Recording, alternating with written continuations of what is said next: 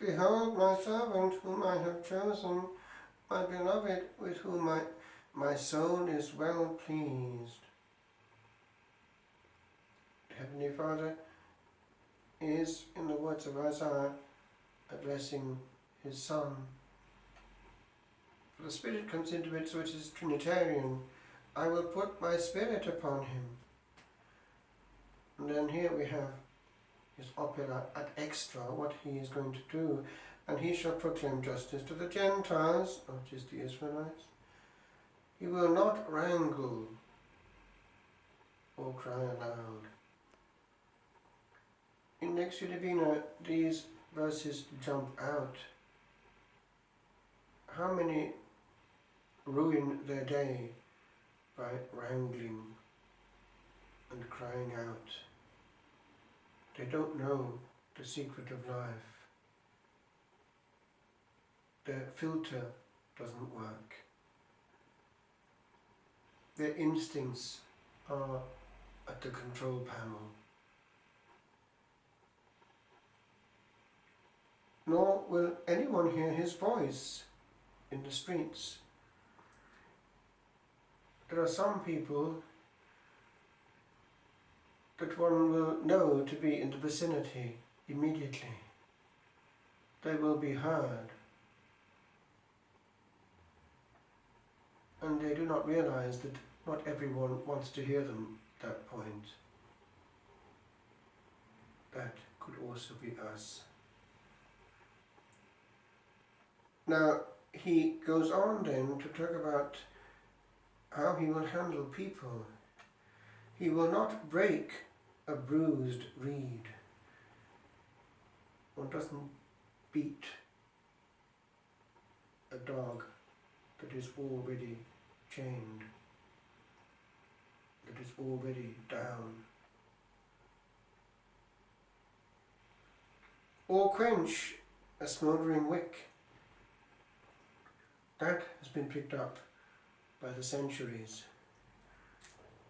Years ago, in formation in France, I heard this from my novice master, who was discussing certain things with regard to the way to handle souls. Now, he had been already a priest before entering, a young priest, but he was ordained and had parish experience as a curate in France, and he quoted this verse, La mèche qui fume encore, the smouldering wick.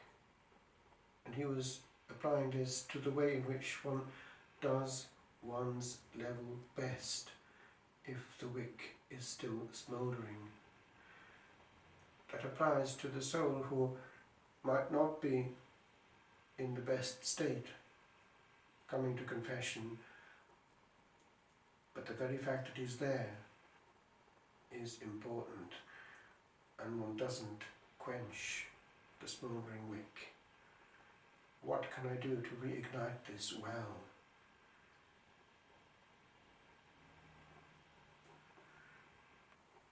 One month years ago, we read the life of Don Lorenzo Milani in the refectory.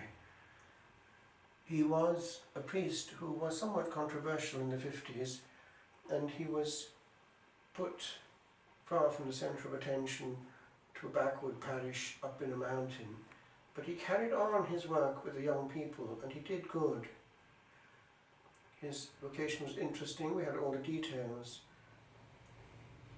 In his own way he was very faithful, and he had a lot to say ahead of his time. And one day somebody asked him, "Father, have you ever refused anyone absolution?" And he calmly replied, "I've always done in such a way as to dispose their souls, that they may be able to receive it." Now, with regard to one specific issue here, we can take it away with us. This question of decibels, wrangling. The person who is in complete control will wait for the propitious pause and will say the right thing and only that, calmly and well. wrangler actually is not the victor, nor the one who has the loudest voice, even though he may think he is. This, of course, can vary much from culture to culture, and it would be well to pause for a few seconds on this question of the way we handle speech. One time we were given a course of lectures by a nun who was a psychologist, and she went into the depths of what happens in conversation, indicating how we have displacement activities. We leak when talking. The body is fidgeting away. Now, if the person isn't doing that, but concentrating on the power of the word only, he has more energy, well channeled.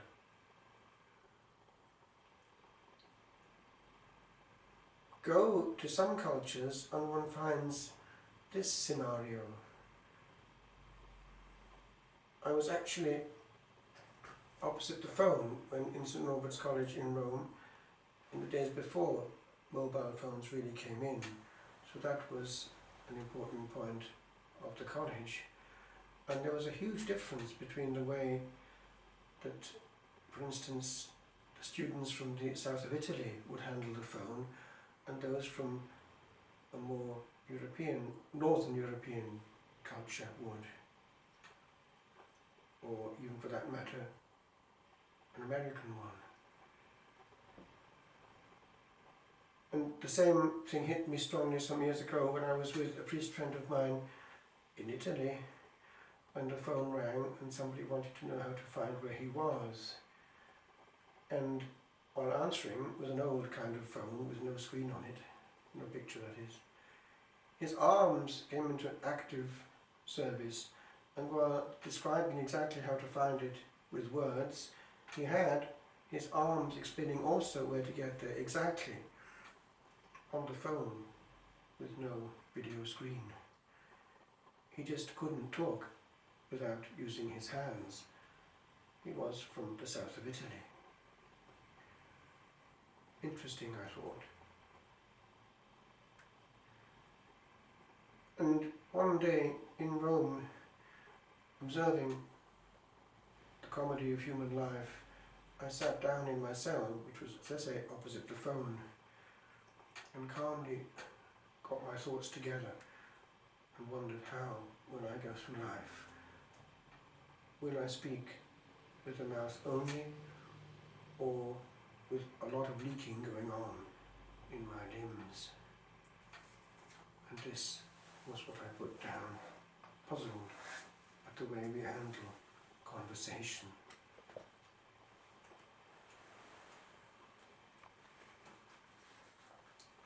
Gestures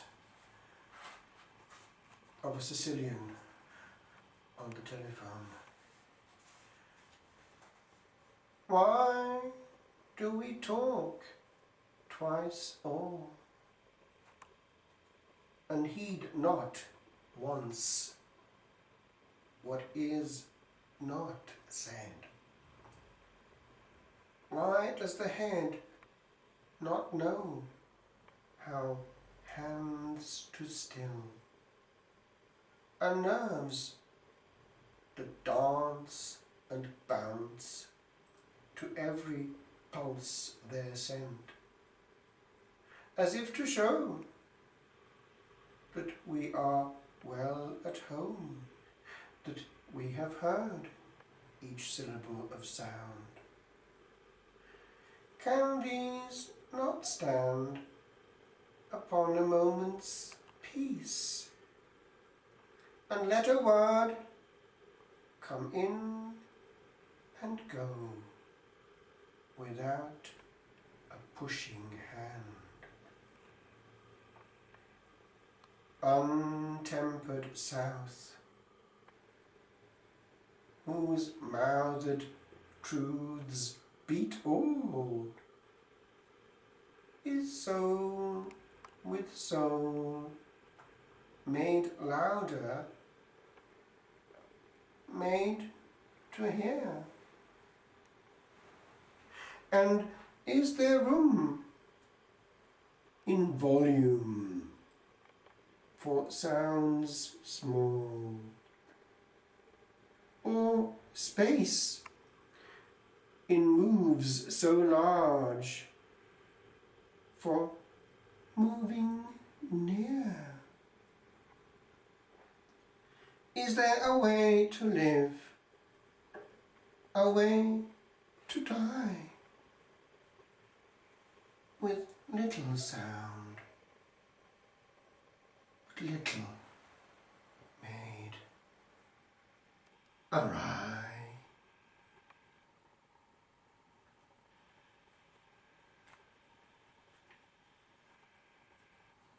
Questa si applica anche a noi.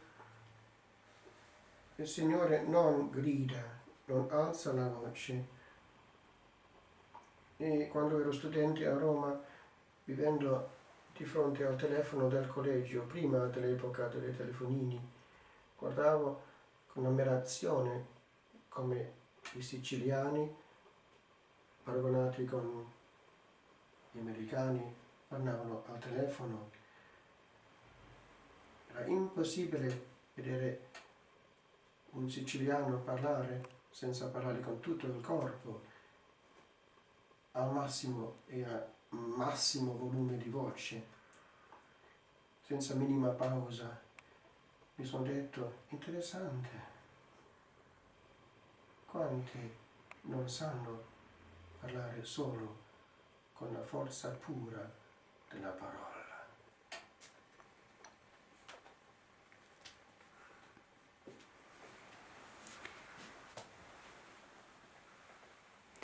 Alma Redentoris Mater, qui per via celi mortamones, Stella Maris, succurre cadentis, surgere qui cura